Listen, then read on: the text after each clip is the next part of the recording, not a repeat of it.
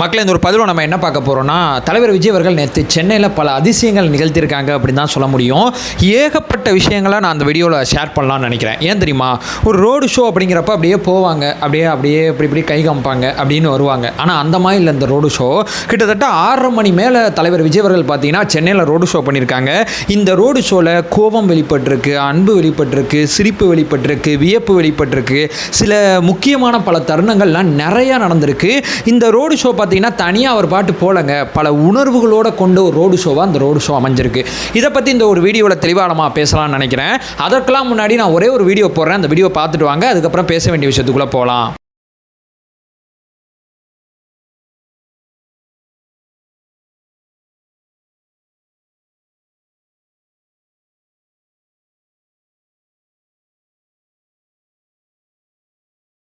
Video பார்த்தீங்களா? இவருக்கு என்ன தலையெழுத்து, இப்படி உட்காந்து ரோட்டில் போகிற வழியில் சாப்பிட்டுக்கிட்டு மக்களை சந்திச்சுக்கிட்டு போகணுங்கிறது என்ன தலையெழுத்து? ஒரே ஒரு நோக்கம்தான், நன்றி கடன் செலுத்த மட்டும்தான் வந்திருக்கார் அப்படிங்கிறத இந்த வீடியோவை தாண்டி நான் வேறு எந்த ஒரு விஷயத்தை வச்சு ப்ரூவ் பண்ணுறது எனக்கு தெரில. அடுத்த ஒரு 10 வருஷத்துக்கு பெரிய ஃப்யூச்சர் இருக்கும்போது எல்லாத்தையும் விட்டு ஒரு 5 ஸ்டார் ஹோட்டலில் உட்காந்து கூட அவர் சாப்பிட்லாம். அது எல்லாத்தையும் விட்டு ரோட்டில் உட்காந்து நமக்காண்டி சாப்பிட்டுக்கிட்டு இந்த அரசியல் கட்சியை நடத்திக்கிட்டு இருக்காரு. தேர்தலை நோக்கி மிக தீவிரமாக போயிட்டு இருக்கார். எல்லாத்த பற்றி தெளிவாக நம்ம பார்க்கலாம். உற்சாக வணக்கங்கள், வாங்க பதிவுக்குள்ளே போகலாம். முதல் விஷயம் மக்களே, ஆக்சுவலாக பார்த்தீங்கன்னா நம்ம தலைவருக்கு வந்து கோவம் வரும் அப்படின்னு சொல்லி நிறைய பேர் நிறையா சொல்லியிருப்பாங்க. ஆனால் நிறையா அந்த ரோடு ஷோவில் ஒரு தடவை பாண்டிச்சேரியில் வெளியே வந்துச்சு. இப்போ சென்னையிலேயும் ஒரு தடவை ஒரு பெரிய கோபம் வெளியே வந்திருக்கு. பசங்க எல்லாருமே லியோதாஸ் அப்படின்னு சொல்லி பேக்ரவுண்ட் மியூசிக்லாம் போட்டுக்கிட்டு இருக்காங்க. நான் அதை போட்டு இந்த வீடியோ போட்டேன்னா காப்பிரைட்டை போட்டுருவாங்க. ஒரு வீடியோ மட்டும் ப்ளே பண்ணுறேன், அந்த வீடியோ பார்த்துட்டு வாங்களேன்.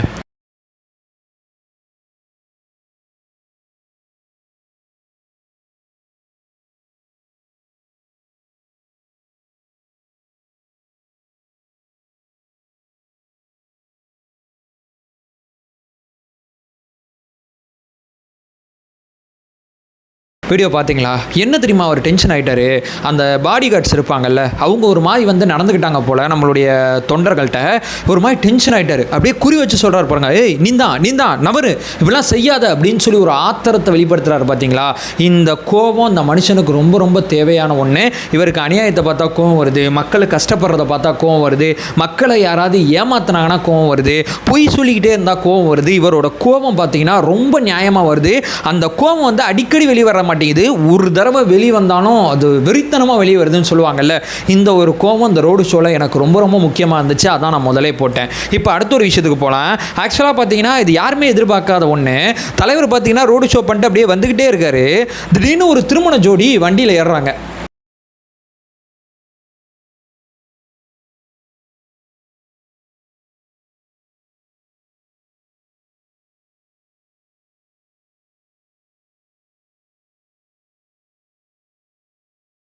வீடியோ பார்த்தீங்களா?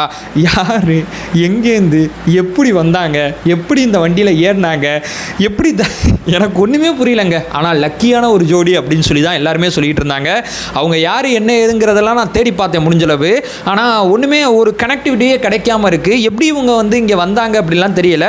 ஆனால் தலைவர் விஜய் அவர்கள் பார்த்தீங்கன்னா இன்றைக்கி விவாதத்துக்கு வருது, பயங்கரமாக அதை வச்சு நரேட்டிவ் செட் பண்ணுவோம் அப்படின்னு நினச்சவங்களுக்கு அது வந்து ஒத்திவைப்பு அப்படிங்கிற விஷயத்தை நோக்கி போயிடுச்சு. அதே விவகாரத்து வழக்கு வர்ற அன்னைக்கு பார்த்தீங்கன்னா 2 திருமண ஜோடி எங்களுடைய திருமண வாழ்க்கையை ஆரம்பிக்க போகிறோம், ஆசீர்வாதம் பண்ணுங்கண்ணா அப்படின்னு சொல்லி தலைவர் விஜய் அவர்கள்ட்ட வந்து ஆசீர்வாதம் வாங்கிட்டு போயிருக்காங்க அப்படிங்கிறத நான் இங்கே சேர்த்து பதிவு செய்கிறதா இருக்குது. இப்போ அடுத்த ஒரு விஷயத்துக்கு போகலாம். ஆக்சுவலாக தலைவர் விஜய் அவர்களுக்கு ஏகப்பட்ட விஷயங்கள் கொடுப்பாங்க பரிசு பொருட்களாக. நம்மளே நிறையா பேசியிருக்கோம். ஒரு எம்ஜிஆர் சிலையை தலைவர் முத்தமிட்டார். அது ஒரு பிக்சர்லாம் நிறையா வைரலாக போணுச்சு. ஆனால் இது எனக்கு ரொம்ப ரொம்ப பியூட்டிஃபுல்லாக இருந்துச்சுங்க. பொம்மை கொடுத்ததான் மாசுன்னு நினச்சிக்கிட்டு இருந்தேன். பொம்மையை தாண்டி பார்த்தீங்கன்னா என்ன கொடுக்குறாங்கன்னு நீங்களே பாருங்களேன்.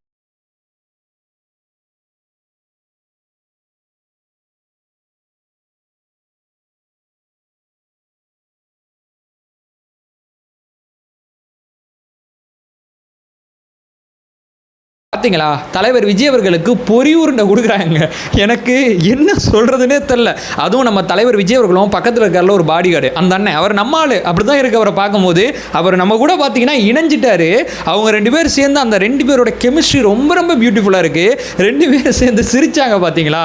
ஏன்னா அவர் நிறையா வந்து அந்த பாடி கார்டு இருக்கார்ல, அவர் நிறையா வந்து நம்மளோட ஈஸியாக கனெக்ட் பண்ணிக்கிறாரு. எல்லாத்தையுமே விஜய் நாட்டை வந்து அழகாக பர்சனலாக கொண்டு போய் சேர்க்குறாரு. ஆனால் அந்த பொறி உருண்டை மேட்ரு யாருமே எதிர்பார்க்காத ஒன்று அப்படிங்கிறத நான் இங்கே ஷேர் பண்ணிக்கிறேன். இதுக்கடுத்து போனீங்கன்னா மிக முக்கியமாக டிரைவர் ஒருத்தருக்கு விஜய் அண்ணா வாய்ப்பு கொடுத்துட்டாரு, டிரைவர்லாம் வந்து எம்எல்ஏ ஆகிறதெல்லாம் சரியா அப்படின்னு சொல்லி இந்த பிரகாஷ்ராஜ் அவர்கள் பார்த்தீங்கன்னா திமுறா ஒரு இடத்துல பேசியிருந்தார். இன்றைக்கி தலைவர் விஜய் அவர்கள் பார்த்தீங்கன்னா, நீ என்ன சொன்ன, டிரைவரோட பையன் தானே சொன்னேன், அதே டிரைவரோட பையனை நான் எம்எல்ஏ ஆக்குவேன், அவருக்கு தகுதி இல்லைன்னு சொல்கிறேன், அந்த பையன் தான் அந்த தொகுதியோட மாவட்ட செயலாளரை வேட்பாளராக மாற்றிருக்கேன், என்ன தப்பு இருக்குதுல்ல, அந்த தொகுதியில் அந்த பையன் என்னென்ன வேலை பார்த்துருக்காங்கிறத அந்த தொகுதியில் போய் கேட்டுப்பாரியா, உனக்கு தெரியும் அப்படிங்கிறத ப்ரௌடாக மாலை போட்டு வண்டியில் ஏற்றி ரவுண்ட் அடித்து சுற்றி காமிச்சாருங்க தலைவர் விஜய் அவர்கள்.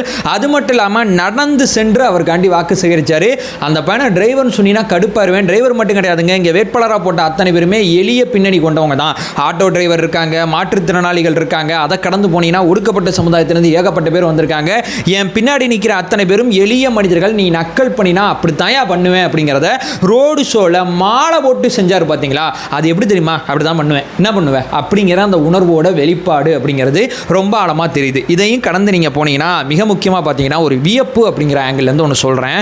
க்ரௌடு தாங்க, இந்த க்ரௌடு சென்னையில் குன்னிச்சு பாருங்கள், ஒரு க்ரௌடு யாருமே எதிர்பார்க்காத க்ரௌடுங்க. ஏன்னா தலைவரோட பிரச்சாரம் இன்றைக்கி இருக்குமா, அன்னைக்கு இருக்குமா, அன்னைக்கு நடக்குமா, இன்றைக்கி நடக்குமான்னு சொல்லி ஏகப்பட்ட கன்ஃபியூஷன் இதில் இருந்தாலும் எப்படி அந்த நியூஸ் பாஸ் ஆகுது, எப்படி வேகமாக போகிறாங்க. நம்மளுடைய அஃபீஷியல் ஐடியிலேருந்துனா அந்த செய்திகள் வர்றதுக்கு நைட்டு 10-11 மணி ஆகுது, சில நேரம்லாம் 1 மணிக்கு போடுறாங்க. அப்படி இருந்தும் அந்த க்ரௌடு கூடுது. ஒரே ஒரு விஷுவல் போடுறேன், அதை மட்டும் பார்த்துட்டு வாங்களேன்.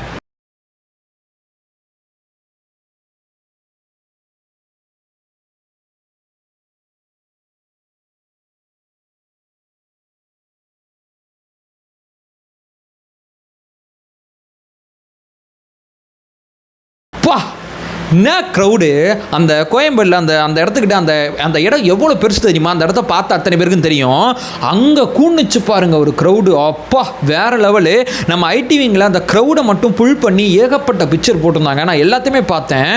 எனக்கு அந்த க்ரௌடு வந்து எத்தனை தடவை க்ரௌடுன்னு சொல்லிட்டேன் பார்த்தீங்களா. ஏன்னா அது வந்து சாதாரண விஷயம் கிடையாது. சென்னை மாதிரி ஒரு இடத்துல இவ்வளோ பெரிய க்ரௌடு கூடுறது சாதாரணமான ஒரு விஷயம் கிடையாது. நம்ம தலைவருக்கு வந்து அது கூடுதுன்னா அவ்வளோ பெரிய அன்பை சென்னை மக்கள் இந்த வாட்டி ஓட்டு போட்டு தலைவர் விஜய் அவர்களுக்கு கொடுக்க போகிறாங்க அப்படிங்கிறது நான் அழுத்தம் திருத்தமாக பதிவு செய்கிறேன். இதற்கடுத்து பார்த்தீங்கன்னா ஒரே ஒரு கேள்வி நம்ம கட்சியோட ஐடிவிங் சார்பாக அஃபீஷியலாக எழுப்புனாங்க. தலைவர் விஜய் அவர்கள் கன்னியாகுமரி போனாங்க. தலைவர் விஜய் அவர்கள் கிட்டத்தட்ட பார்த்தீங்கன்னா அவினாசி பக்கம், அந்த பக்கம் திருப்பூர், அந்த பக்கம்லாம் போனாங்க. அதுக்கப்புறம் காரைக்குடி போனாங்க. சென்னையில் ஏகப்பட்ட இடங்களில் ரோடு ஷோ பண்ணாங்க. எங்கேயாவது ஏதாவது அசம்பாவிதம் நடந்துச்சா?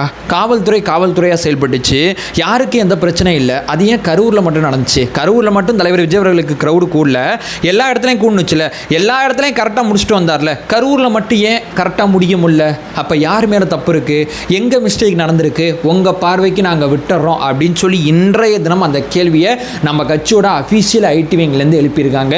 நீங்கள் நிச்சயமாக சொல்ல போனால் அந்த கேள்வி ரொம்ப நியாயமாக இருக்கா இல்லையா? ஆமாங்க, அவருக்கு எல்லா இடத்துலையும் க்ரௌடு கூடுது, எங்கேயுமே எந்த விதமான அசம்பாவிதமும் நடக்கலை. வேற என்ன, வண்டியில் வர்றாங்க பசங்க, அதையும் நம்ம முடிஞ்ச அளவு சொல்லி நிப்பாட்டிக்கிட்டே இருக்கோம். முன்னாடியோட இப்போ போக கம்மியாயிரும். இதுக்கப்புறம் சுத்தமாக குறைஞ்சிரும், அதில் மாற்றுக்கருத்து இல்லை. ஏன்னா இதுக்கப்புறம் தலைவர் முதலமைச்சராக இருவார். இப்படிலாம் பக்கத்தில் வந்துலாம் வண்டியில் வந்துகிட்டு இருக்க முடியாது, ஏன்னா ப்ரோட்டோகால் இருக்குது. சரி, அதெல்லாம் ஒரு பக்கம் இருந்தாலும் இந்த அசம்பாவிதம் அப்படிங்கிறது கரூரில் மட்டும் கூர்னுச்சுன்னா அப்போ காரணம் யார்? நம்ம வந்து பெருசாக பேச வேண்டிய அவசியம் கிடையாது. ரொம்ப நியாயமாக அந்த கேள்வி எழுப்பினாவே மக்கள் அத்தனை பேரும் சிந்திப்பார்கள் அப்படிங்கிற ஒரு விஷயத்தை சொல்லிட்டு ஏகப்பட்ட வீடியோக்கள் இந்த வீடியோவில் போட்டிருப்பேன். அத்தனை விதமான உணர்வு நிலைகளையும் வெளிப்படுத்தியிருப்பேன். நிச்சயமாக அந்த வீடியோ உங்களுக்கு ரொம்ப ரொம்ப பயனுள்ளதாக அமைஞ்சிருக்கும் அப்படிங்கிறது என்னுடைய பெரிய நம்பிக்கையாக இருக்குது. அதை சொல்லிட்டு இந்த வீடியோ என் பண்ணிக்கிறேன். நம்ம சேனல் ஃபர்தராக ஃபாலோ பண்ணிங்கன்னா பொலிட்டிக்கல் சார்ந்து மிக முக்கியமாக பல்வேறு விதமான விஷயத்தை நம்ம பார்த்துட்ருக்கோம். நம்மளோட ஒரே நோக்கம் அறியாமை அகற்ற வேண்டும், அறியாமை அகற்றப்பட வேண்டும். Thank you so much.